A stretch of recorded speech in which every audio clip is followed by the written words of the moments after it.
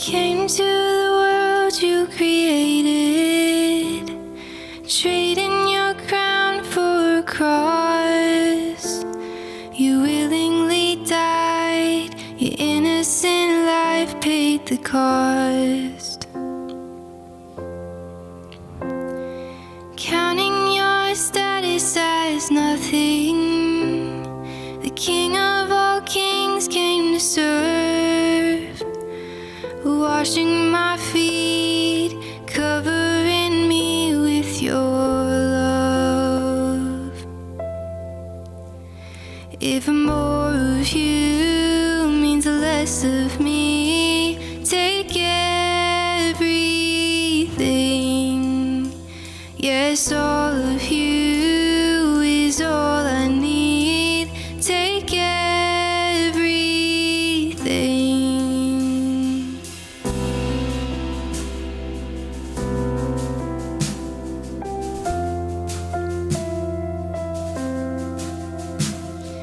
You are my life and my treasure, the one that I can't live without. Here at your feet, my desires and dreams I lay down. Oh, here at your feet, my desires and dreams I lay down. If more of you means less of me, take everything. Yes, all of you is all I need. Take everything. If more of you means less of me, take everything. Yes, all of you is all I need. Take everything. Oh Lord, change me like only you can. Here with my heart in your hands, Father, I pray, make me more like Jesus. This world is dying to know who you are. You've shown us the way to your heart. Father, I pray, make me more like Jesus. Oh Lord, change me like only you can. Here with my heart in your hands, Father, I pray, make me more like Jesus. This world is dying to know who you are. You've shown us the way to your heart. So Father, I pray, make me more like Jesus, more like Jesus, more like Jesus,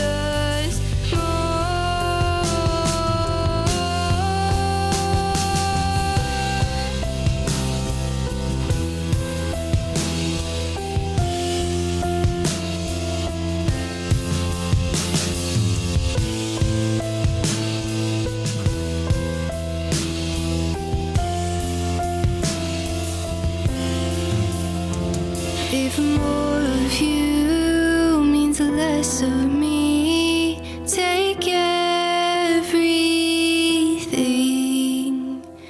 Yes, all of you is all I need. Take everything.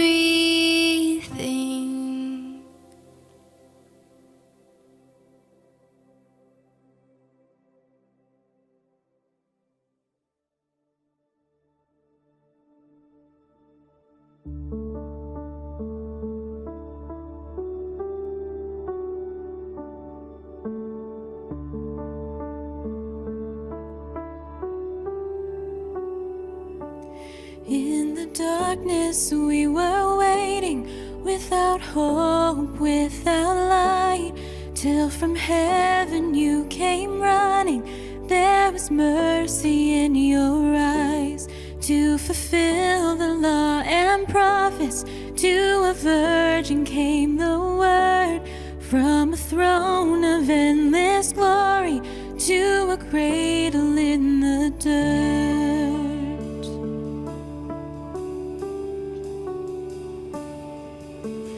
Praise the Father, praise the Son, praise the Spirit, three in one. God of glory, majesty, praise forever to the King of Kings.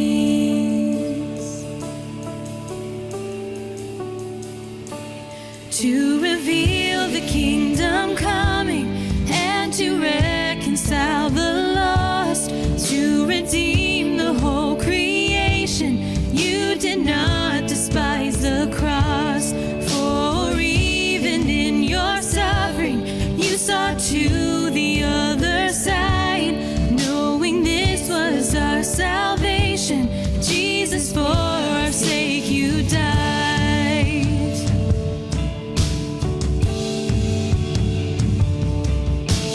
Praise the Father, praise the Son, praise the Spirit, three in one. God of glory, majesty, praise forever to the King of Kings. In the morning that you rose, all of heaven held its breath, till the stone was moved for good, for the Lamb had conquered death. And the dead rose in their tombs, and the angels stood in awe, for the souls of all who'd come to the Father are restored. And the Church of Christ was born, then the Spirit lit the flame. Now this gospel truth of old shall not kneel, shall not faint. By his blood and in his name, in his freedom I am free. For the love of Jesus Christ, who has resurrected me. Oh, praise the Father, praise the Son, praise the Spirit, three in one. God of glory, majesty, praise forever to the King of Kings. Praise the Father, praise the Son, praise the Spirit, three in one. God of glory, majesty, praise forever to the King of Kings. Praise forever to the King of Kings.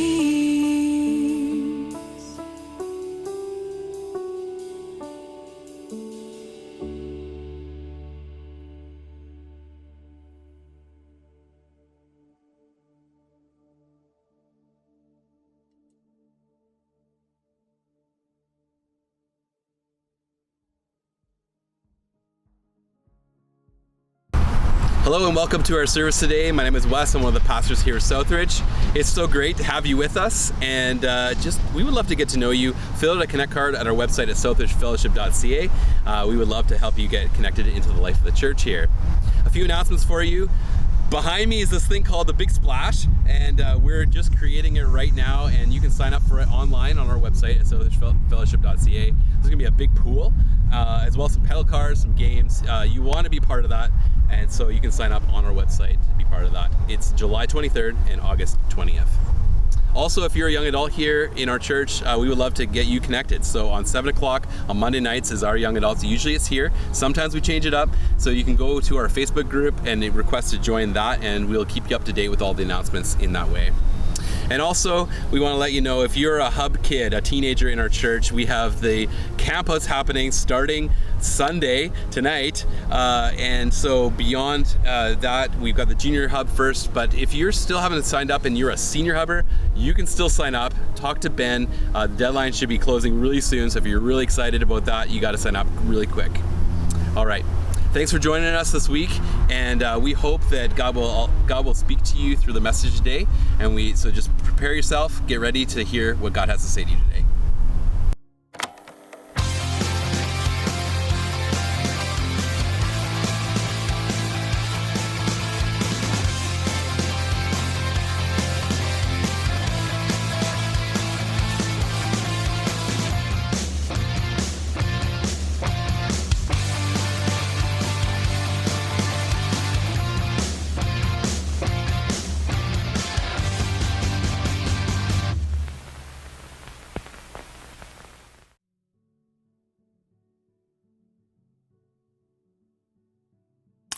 Good morning to all of you from all of us at Fellowship Pacific. My name is David Harita, and I'm the Regional Director for our churches, a privilege that I have when it comes to serving you.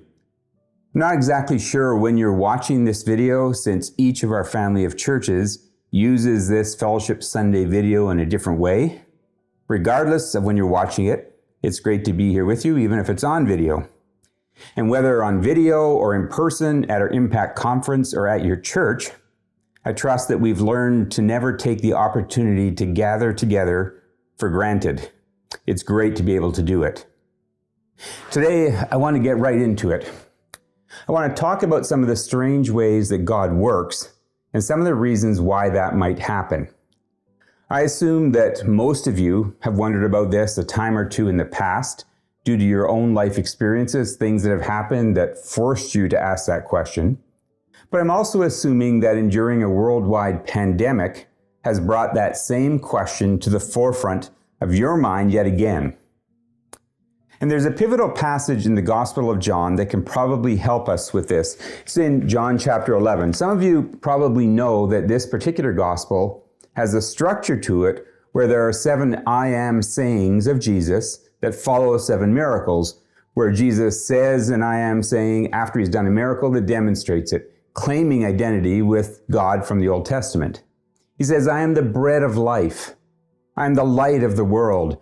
I am the door. I am the way, the truth, and the life. I am the true vine. And John 11 is the 5th of these signs, and it's the lead up to the Passion Week with Jesus going to Jerusalem to be crucified and ultimately, triumphantly resurrected. It's an awesome and a famous story.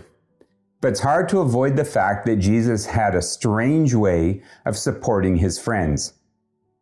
The story begins by telling us that 2 of Jesus' good friends, Mary and Martha, had a brother whose name was Lazarus, who was very sick, and he was in danger of dying. And the 2 sisters knew that Jesus cared about Lazarus.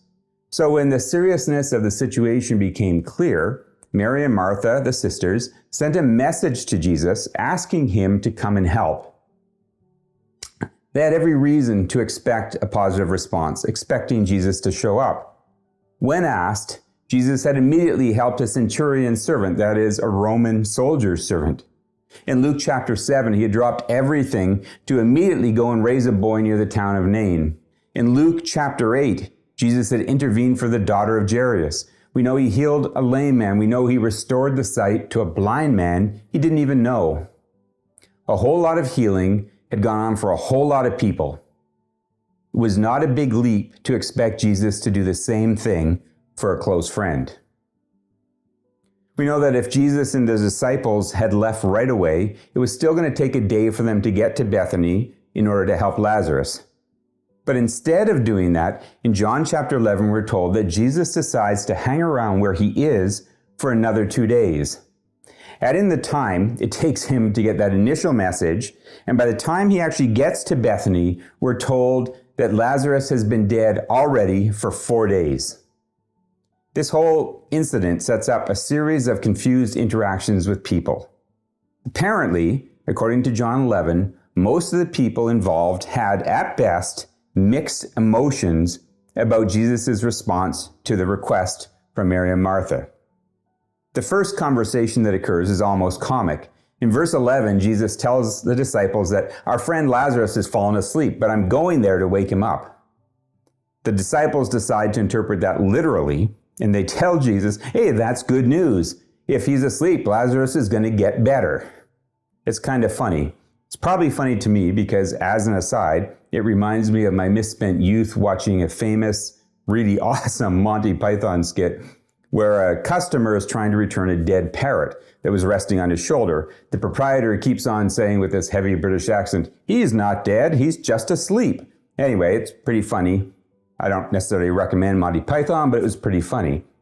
Jesus in this account is probably thinking, hey, I just wanted to be a bit polite, a little kinder in it, sort of like saying Lazarus had passed away or he had gone to the other side, but it wasn't working. So he finally tells his disciples straight up, let me be a little more clear. Lazarus has died. The second interaction is similar. In verse 21, Martha, Jesus' friend, goes out to meet Jesus when he arrives, and her opening words to Jesus are, if you had been here, my brother would not have died. She had a lot of confidence, a lot of faith that Jesus could have healed Lazarus. My guess is that confidence, that same confidence, created some conflicted feelings because she knows if Jesus had bothered to come right away, he could have done something about it. Although it does seem, and the account tells us, that she still believed Jesus could do something that would redeem the situation. Jesus tells her when she accuses him of not coming that Lazarus is going to rise again. And Martha, who's been given or has been to a few funerals and gives the right church answer, she says, I know he will, at the resurrection at the end of time. Sort of missing Jesus' point. Martha then goes and gets Mary, her sister, who goes quickly out to Jesus, and she collapses in front of him crying. And through her grief, she says to Jesus, look, if you had just been here, my brother wouldn't have died. And we're told that Jesus' heart was broken along with Mary and the others, and he wept as well. The people around watch all of this, and some of them are saying, wow, look at Jesus cry. He really cares. But others, sort of reasonably, are saying, really? Really? If so, then why didn't he show up and do something? Why didn't Jesus show up and do something? Why didn't he show up? That is the question, isn't it? It's hard for us to understand the strange ways of God. In this story, the intentionally strange ways of Jesus. Even with his friends, even with people he cares about, even with people who know deeply that Jesus loves them. That's been our question as churches, as individuals, for the past couple of years. So as church leaders or people who attend a church, like Mary and Martha, we're hanging on to our faith and our belief in the power and even the love of Jesus. But it seems like we have to do it while continually wondering why. Why is this happening? There's been a lot of things going on that adversely affected the Church of Jesus Christ over this period of time, as most of you, I think, are aware. During this season, I've had opportunity to talk to most of our churches, whether through the staff board members or just concerned individuals or staff, whatever it may be. If not in person, then through Zoom or on the phone. And I've been blessed as well with a treasure trove of emails, a large treasure trove of emails. One thing is clear. From some perspectives, the church in North America has not been thriving through this past 2 years. And I know, so let me just mention this, Almost all of your churches did a great job of pivoting, adjusting, streaming, recording, videoing, starting up, closing down, and then starting it all over again throughout COVID. You never knew from one week to the next what was going to go on. And thank you for that. Thank you for your commitment. I'm not meaning to minimize that through this message. I also recognize that our churches responded in amazing ways to people around us through the real issues of climate change, of wildfires, and of floods. Together, we were able to support churches close to these disasters in Hope, in Princeton, in Kamloops, in Abbotsford, and our churches there and other places did spectacular work directly helping many people. We should all be proud to say that we stand alongside them. And the fact is, as a family of churches throughout Fellowship Pacific, we raised almost $250,000 to help victims throughout our region. And I think they appreciated it. However, we're not telling the full truth if we ignore the fact that many, if not most of our churches and our church leaders have felt the stress of decisions through this time. It's felt like they were losing no matter what choices they made. To open or not to open in small numbers in multiple services or to stay online, to mask or not to mask, whether to enforce vaccination rules or not to, whether to meet or not meet in small groups, with group sizes changing all the time and the number we were allowed changing with every public health update, to stream live or record or place their services online or on demand. I think you, like me, know all the choices, all the very strongly held opinions. What you may not know is the toll that those choices and those opinions took on leaders in your church. Leaders who sought to carefully honor God and to make good choices, who prayed about it, thought about it in groups together. You may not know the extreme nature of some of the comments, the emails, the voicemails sent in the direction of your leaders. I've had some of those forwarded to me, and it's really less than great. I've tried to look back objectively, and I don't really believe that there has been a greater opportunity in my lifetime for the Church of Jesus Christ to set ourselves apart from society and Canadian culture as a whole. Jesus prayed to the Father in the high priestly prayer of John 17 that believers would be brought to complete unity so that the world would know that they were loved by God the Father. The proof of that, according to Jesus, was our love for one another. And we've had a 2-year window to demonstrate how Jesus transforms people so that we as followers of Christ are different than the world around us and really different when the pressure is on. We know how to love when that happens. Unfortunately, for some that wasn't true. Now, for quite a few it was. But in the big picture of the church in Canada, this has not been our finest hour. But as you know, that's not all that's happened in the past few years. We've also seen massive splintering of the North American evangelical church along political lines, where allegiances have been based on political ideology rather than the gospel of Jesus and the mission he's called us to. Beyond that, we've endured blow after blow as we've seen tragic stories in the news of celebrity pastors falling through abuse of power and sexual exploitation. Now, there's a lot more of that kind of thing that we could talk about, but there's enough here to discourage us already. And none of us need that. We've been there, we've done that, we've seen the movie, or more particularly, we've seen the news every day. You didn't really need to come to church to have me remind you about it. However, even though we sometimes feel discouraged, we do need to pause long enough to ask why. To ask, what is God doing? And are we listening to what he's saying? Because there is some really good news in the middle of all of this difficult times. God still has a plan. And he will use this season of our lives of faith to accomplish his purpose. That's God's promise. It's his promise in Romans 11 that he can use hard things for good. The God we believe in, the God we have devoted our lives to, the creative, all-knowing, all-powerful, sovereign God of the universe, is not powerless. He is not paralyzed in the face of a pandemic or anything else. Nor is his Son, our Savior, whose resurrection we just celebrated at Easter, Jesus Christ. I'm reminded of the passage in Habakkuk 3 in the Old Testament where the prophet has been forced, after going through some difficult times, to recognize that God is still God, and he is not beholden to us, nor does he answer to us. Habakkuk ultimately turns back to God, and he prays in chapter 3, Lord, I have heard of your fame. I stand in awe of your deeds, Lord. Repeat them in our day. In our time, make them known. In wrath, remember mercy. So if God remains in control, and mercy is what we still need, then what is he saying to our churches? What is God saying to us? Because in the past few years, God has certainly been demanding our attention. Return to me with John 11, because I think it gives us some guidance on why some of these strange kinds of things happen. First, we'd see just at the beginning of the story that sometimes hard things happen to create a greater opportunity for God to be glorified.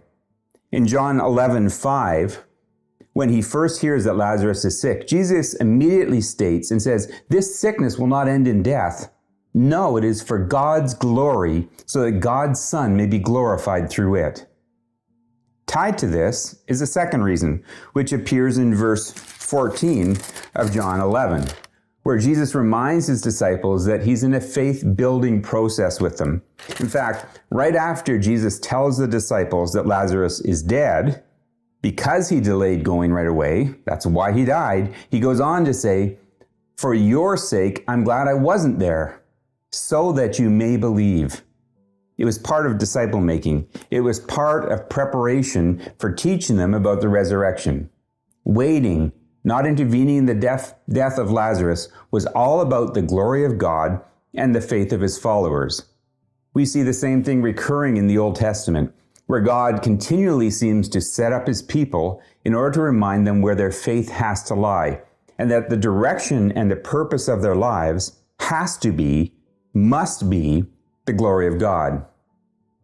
Embedded as well in every one of these stories is a reminder that God can and does have the capacity to redeem every situation and every person.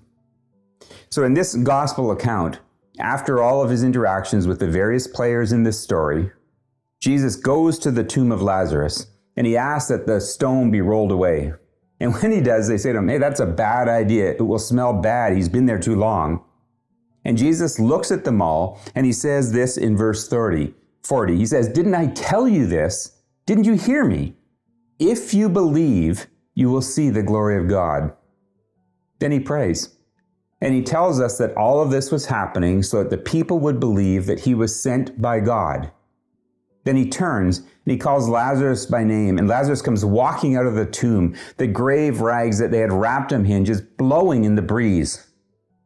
Amazing sight. And I try to imagine this. I try to imagine what this would feel like. So your brother or your friend has died. You knew it. Everybody knew it. They had endured the grief of his funeral. They had wrapped his body in the grave rags. They had placed it in the grave. They had the finality of rolling the stone in front of the grave, walking away, filled with that heavy grief of loss, the aching fatigue of the heart sick, the oppression of uncontained sadness, where it just weighs you down and never seems to let you go. And then I try to imagine the feeling when Lazarus walks out of the grave. Would they believe? Did they disbelieve? Did they think it was a trick? Did they think it was somebody else? Or was the joy just so intense they couldn't dream of it? They couldn't stop crying. Their eyes just welled up with tears. I think of how happy I was, tangibly moved to joy, when Canada men's soccer team made the World Cup. Seemingly a minor thing. And watch these players with uncontrolled happiness. I can think about when my children were born. I can think about all kinds of times where it was impossible to restrict the elation in my heart because of that great depth of ecstasy of something that was just so great.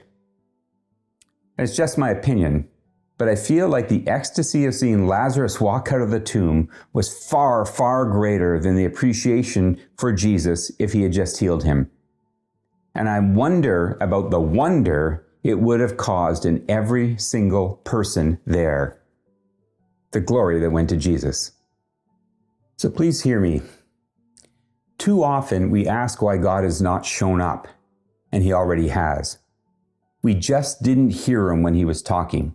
We just chose to misunderstand what he was saying. We were just looking in the wrong direction. So remember in John 11, this was the 5th of 7 signs pointing us to Jesus in the book of John. And they were leading Jesus into the Passion Week, and it would culminate in the crucifixion and the resurrection at the end of that next week. All of this miracle story, the I Am saying, this entire story with Lazarus was an intentionally living demonstration of the power of Jesus to transform, to bring life, to overcome death. It was proof that he could do what he had promised to do. And no obstacle, no barrier, no threat would stop Jesus from fulfilling the mission of the Father. Jesus was not crucified a week later because he was weak, but because he was powerful enough to overcome death by paying the ransom price from our sin and rising from the grave. This was the plan of the Father. This is the central foundation of our faith and the church. When I look through the past few years of the church, I can't help but believe that God is speaking to me, that God is speaking to us. And it's up to us to listen and to hear. I deeply believe that God is reminding us of the dangers of losing our way, of years of looking in the wrong directions. We have let power, politics, and personality trump sacrifice and servanthood, and it has hurt the church. And it has hurt each one of us in our walk with Jesus. Instead of following what Jesus called us to, we have too often bought into the lies of our culture, spiritualizing the pursuit of power as valid because it lets us reach a bigger crowd with the gospel, spiritualizing the attraction of politics as a way to Christianize our country, and spiritualizing the cult of personality as replacing submission and service for the character of a Christian leader. And all of those are lies, lies of Satan, lies of our culture, and contrary to Scripture and the model that Jesus taught us of servanthood. I believe that in our time, in the past few years, God has done what he will always do, which is call us back to himself and to the pursuit of his glory, to the glory of his Son and the glory of the Spirit, rather than our own. And in the process of calling us, sometimes in difficult ways, he will renew our faith in him rather than in ourselves. But let me end with this reminder. This story in John 11 is not really just a story of the church, but it's a story of each one of us. It's a story of the choices that we make that influence ourselves, our families, the church, and ultimately influence culture. In the story of Lazarus, there is this great moment, a great personal moment, an important moment for each of us, which occurs right after Martha had said she believed Lazarus would rise again in the resurrection, in the last day, given that right church answer that I mentioned earlier.